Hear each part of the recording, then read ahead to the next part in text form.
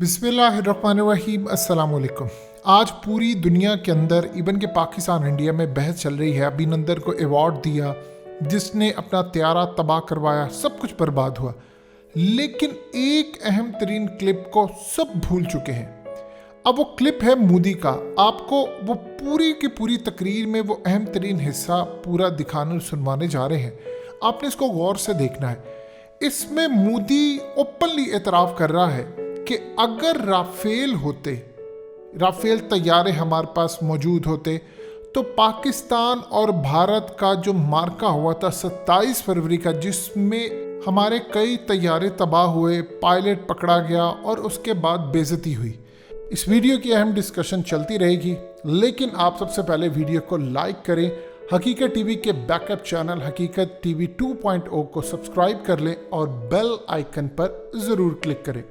अब मोदी ने यहाँ पर इतराफ़ पूरी दुनिया के सामने किया कि अगर राफेल तैयारे होते तो आज नतीजा मुख्तलिफ होता, यानी हमारे फिर तैयारे तबाह ना होते, हम पाकिस्तान का कुछ ना कुछ मार कर आते।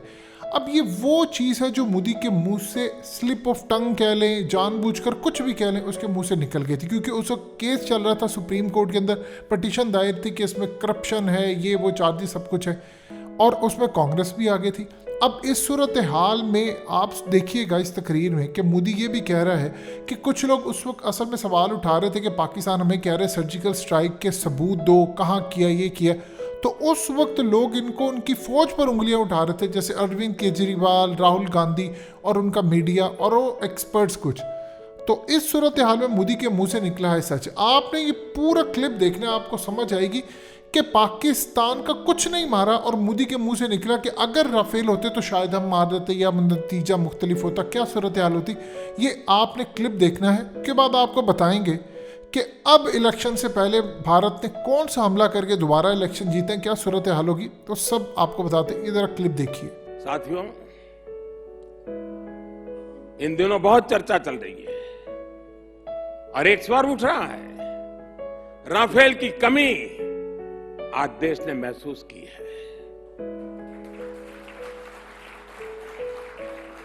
आज हिंदुस्तान एक स्वर में कह रहा है कि अगर हमारे पास आज राफेल होता तो शायद इससे भी नतीजा कुछ और होता। और ये बात हम साफ साफ समझे कि राफेल पर पहले स्वार्थ नीति, उसके कारण और अब राजनीति के कारण देश का बहुत नुकसान हुआ है। मैं इन लोगों को स्पष्ट कहता हूं कि मोदी विरोध करना हो तो जरूर कीजिए, हमारी योजनाओं में कमियां निकालिए, उनका क्या असर हो रहा है, क्या नहीं हो रहा है, इस पर सरकार की भरसक आलोचना कीजिए। आपका हमेशा स्वागत है, लेकिन देश के सुरक्षा हितों का, देश के हित का विरोध मत कीजिए। लेकिन बीते दिनों के घटनाक्रम में आपको दिखाई दे गया होगा कि भारत की विदेश नीति का प्रभाव आज क्या है।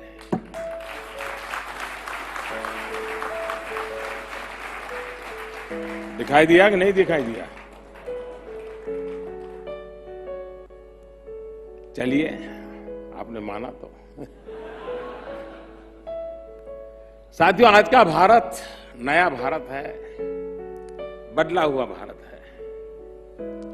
हमारे लिए एक एक वीर जवान का खून अनमोल है।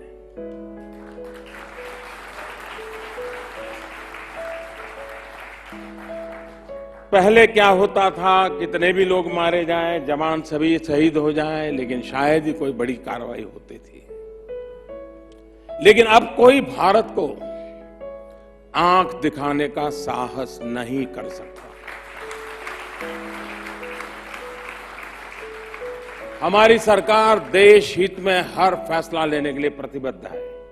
बढ़ते हुए इस भारत के सामने एक चुनौती और खड़ी हुई है।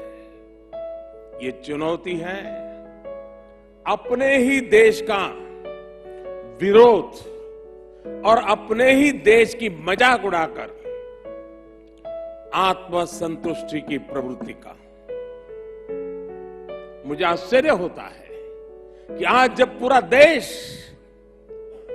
हमारी सेना के साथ कंधे से कंधा मिलाकर खड़ा है, तो कुछ लोग सेना पर ही संदेह कर रहे हैं।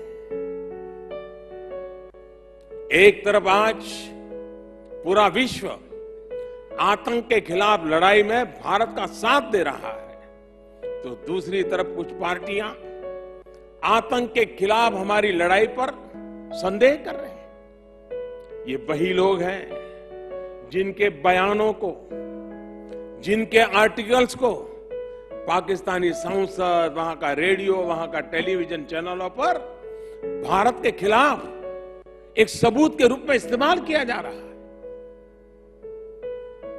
ये लोग मोदी विरोध करते करते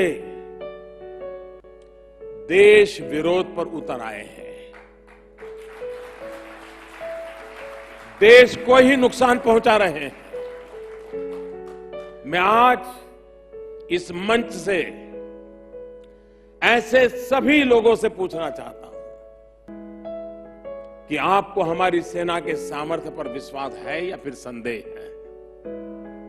मैं उनसे जानना चाहता हूं कि आपको हमारी सेना की कही बातों पर भरोसा है या फिर आप उन लोगों पर भरोसा करते हैं जो हमारी धरती पर आतंकवाद को बढ़ावा दे रहे हैं।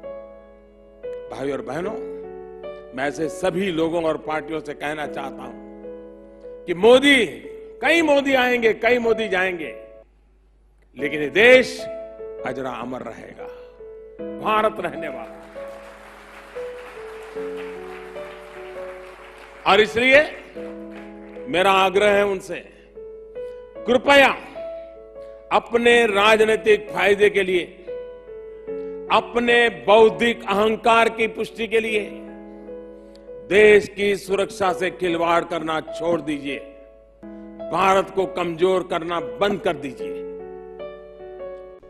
आपने देखा ये क्लिप। अब आप बताइए कि अगर कोई शख्स मारकर आया है F-16 तो वो तो कहता कि हम बड़े खुश हैं, हमारे तो MiG-21 ने मार दिए। सोचो हमारे मिग ने उनके F-16 गिरा दिए हैं, हमें राफेल की इतनी क्या ज़रूरत है। आ जाए तो अच्छा है, लेकिन जब राफेल आएंगे तो हम मज़ीद मारेंगे। उसने कहा कि अगर राफेल होता हमें बड़ी कमी महसूस हुई है तो आज नतीजा मुख्तलिफ होता। यानी क्लियरली उसके मुंह से ये चीज़ निकल गई है कि भारत के पास राफेल नहीं था, इसीलिए हमें कुट पड़ी। अब मोदी ने आगे क्या करना है देखिए। 2023 के इलेक्शन से पहले एक हमला नहीं, उसने एक जंग छेड़नी है, और उसने इलेक्शन से पहले इतनी बड़ी कोई लड़ाई करनी है जिसमें वो अपनी आवाम को कोई कारकर्दगी तो नहीं दिखा सका। महंगाई वहाँ पर अरूज पर है, नाअहली अरूज पर है, और लोगों के अंदर बददिली है, इंस्टेबिलिटी है। अब उसने इस दफ़ा कोई हमला नहीं, हो सकता उससे पहले कई हमले हो, लेकिन वो सीरीज ऑफ हमले हो या ना हो, लेकिन एक बड़ी लड़ाई उसने करनी है जिसके बाद ही वो मैदान में उतर सकता है जंग के लिए। सो आने वाले वक्त के लिए अपने आप को तैयार रखिएगा, क्योंकि भारत के अंदर 27 फरवरी के कुछ महीनों के बाद इलेक्शन था, और अगले इलेक्शन में वो चाहते हैं कि मोदी ना सही योगी को हम प्राइम मिनिस्टर बना ले। अगर उसको बनाना है तो बड़े लेवल पर कोई कार्रवाई करना होगी, बड़े लेवल पर कोई काम करना होगा। तो इस सूरत हाल के अंदर हमला नहीं, जंग किसी सूरत हाल वो पैदा करना चाहेंगे।